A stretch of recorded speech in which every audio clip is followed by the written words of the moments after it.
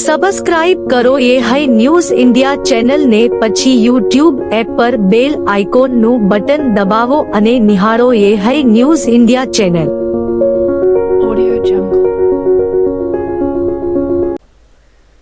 લોકસભા 2024ની ચૂંટણી માટે 7 તબક્કામાં મતદાન યોજાયું હતું. ગુજરાતની 26માંથી 25 બેઠકો પર ત્રીજા તબક્કામાં 7મી મેએ મતદાન થયું હતું, જેના આજે પરિણામ જાહેર થયા છે. રાજ્યમાં ભાજપનો 23 બેઠકો પર વિજય થયો છે અને 2 બેઠકો પર ભારે રસાકસી જોવા મળી હતી. ત્યારે બનાસકાંઠા બેઠક પરથી ગેનીબેન ઠાકોરનો ભવ્ય વિજય થયો છે. આ સાથે કોંગ્રેસનું ગુજરાતમાં ખાતું ખુલી ગયું છે. બનાસકાંઠા બેઠક પર કોંગ્રેસ અને ભાજપના ઉમેદવારો વચ્ચે જબરજસ્ત રસાકસી જોવા મળી હતી. બંને ઉમેદવારો વચ્ચે જાણે કોઈ ક્રિકેટ મેચ રમાઈ રહી હોય તેમ અંતિમ ઓવર સુધી મતગણતરીમાં રસાકસી જોવા મળી હતી.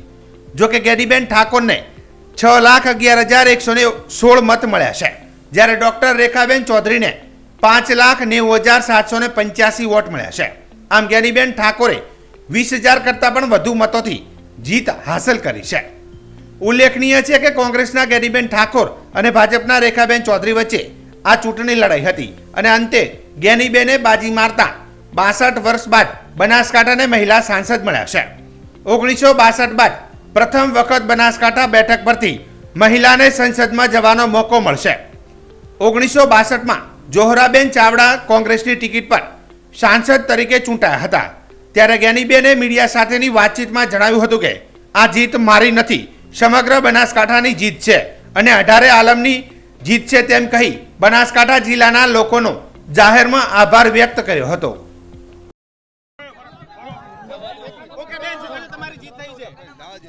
બનાસકાંઠાની જનતાનો, વહીવટી તંત્રનો, સમગ્ર તમામ અમારા કોંગ્રેસના આગેવાનો, આ જીત એ મારી ગેનીબેનની નથી, આ બનાસકાંઠાના મતદારોનો વિજય છે. સત્યમેવ જયતે. ગમે એટલું કરીએ પણ અંતે તો લોકશાહીની અંદર મતદારો ભિન્ન બનતા હોય છે અને એક મેં ગરીબ દીકરી તરીકે જે મામેરું માગ્યું હતું એ બનાસકાંઠાની જનતાએ મારું મામેરું કર્યું.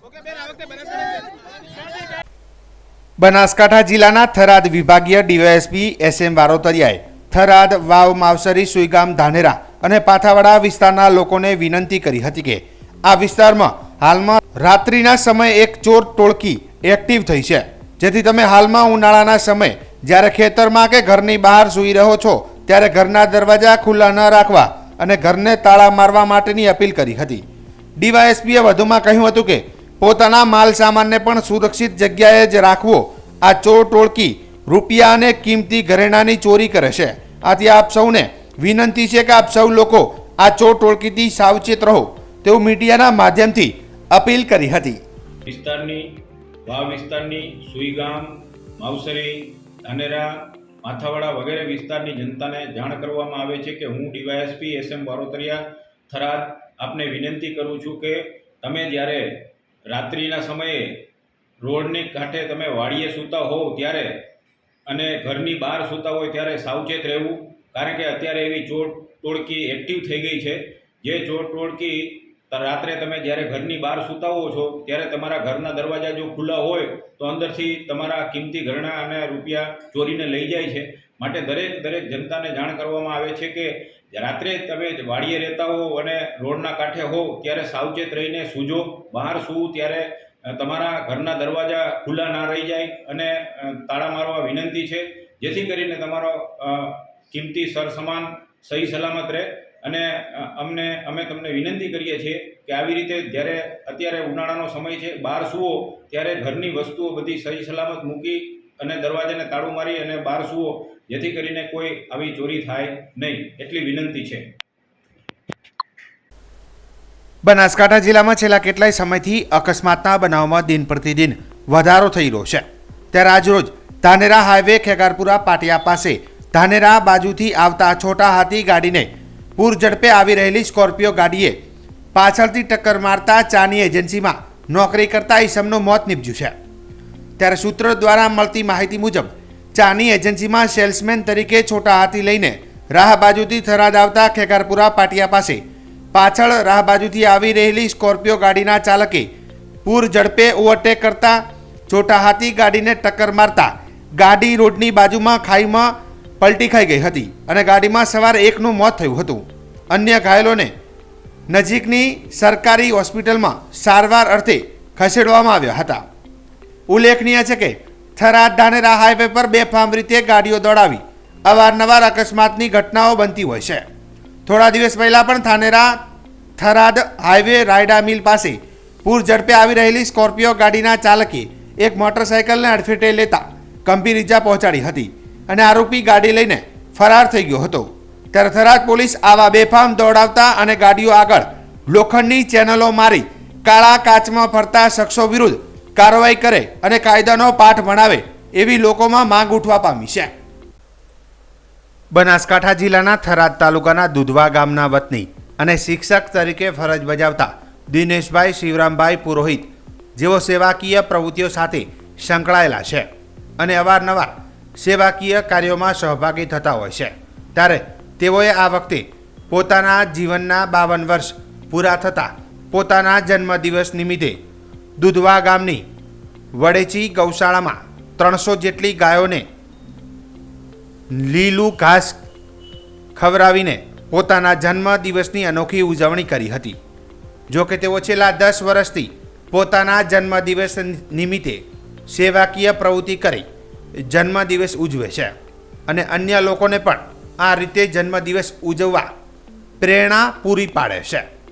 આજે મારા 52મા જન્મદિવસ નિમિત્તે છેલ્લા 10 વર્ષની પરંપરા મુજબ વડેચી ગૌશાળા દુધવામાં ગાયોની વચ્ચે રહીને ગૌ સેવા કરીને જન્મદિવસની ઉજવણી કરવાનો જે નિર્ણય કરેલ છે એ મુજબ આજે સવારે આ વડેચી ગૌશાળામાં 300થી પણ વધારે ગાયોને લીલું ઘાસ નીરીને ગૌશાળાના સંચાલક શ્રી અને ગામના સરપંચ શ્રી ભૂરાભાઈ પુરોહિત અને ગામના ગૌસેવકો અમારા મનાભાઈ અમારા શિવાભાઈ, રામેશ્વરભાઈ, ગોળારામભાઈ, વિક્રમભાઈ, ગામના ગાયોના ગોવાળ મુક્તિભાઈ અને અન્ય ગૌસેવકોની સાથે બધાએ સાથે મળીને ગાયોને લીલું ઘાસ નીરી અને જન્મદિવસની ઉજવણી કરેલ છે.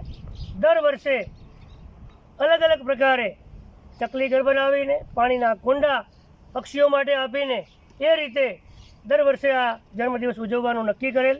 પરમ પૂજ્ય શંભુગઢ દાદાની કૃપાથી, મા વડેચીની કૃપાથી આજે પણ આ 52મા જન્મદિવસ નિમિત્તે આ રીતે જન્મદિવસ ઉજવી અને ખૂબ આનંદ મેળવેલ છે. ગૌ સેવા થકી, ગાયોના પુણ્ય થકી અમારી સૌની પ્રગતિ થાય, ગામની પ્રગતિ થાય, ગામ સુખી થાય અને ગાય માતાની, ગૌ માતાની સેવા થકી, એના આશીર્વાદ થકી બહુ બધા આનંદમાં રહે, સૌ સારા માના થાય અને સતત આ રીતે ગૌ સેવા કરવાની સૌને મા વડેચી શક્તિ આપે એ જ આશા અપેક્ષા સહ.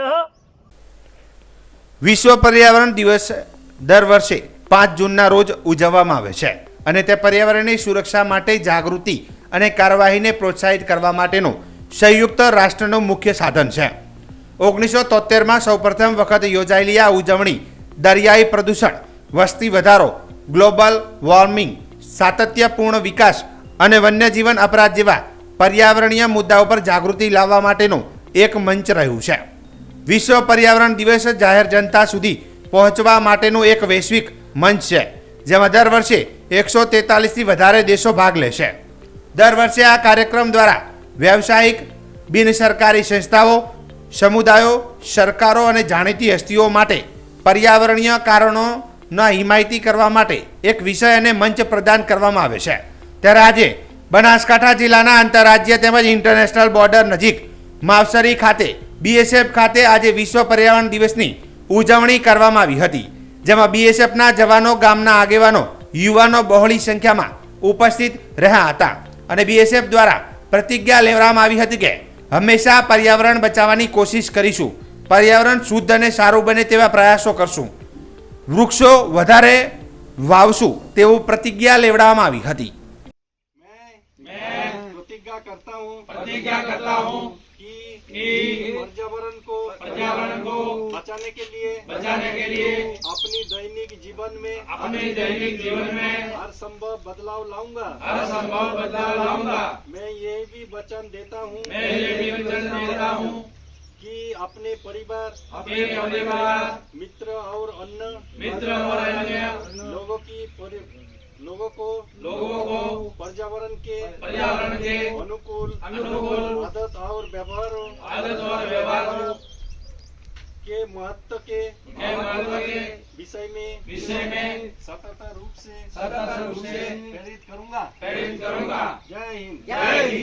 સબસ્ક્રાઇબ કરો એ હાઈ ન્યૂઝ ઇન્ડિયા ચેનલ ને પછી યુટ્યુબ એપ પર બેલ આઇકોન નું બટન દબાવો અને નિહાળો એ હાઈ ન્યૂઝ ઇન્ડિયા ચેનલ।